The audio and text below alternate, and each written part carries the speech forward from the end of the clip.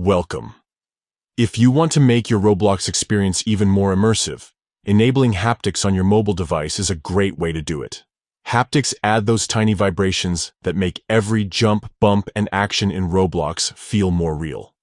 In this updated guide, I'll walk you through the simple steps to turn on haptics in your Roblox mobile app so you can feel every moment of your gameplay. Let's get started.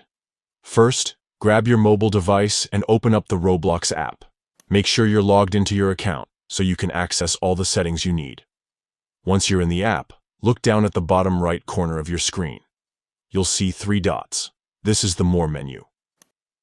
Go ahead and tap on those 3 dots. A menu will pop up with several options. From here, tap on Settings. This will open up all the different ways you can customize your Roblox experience.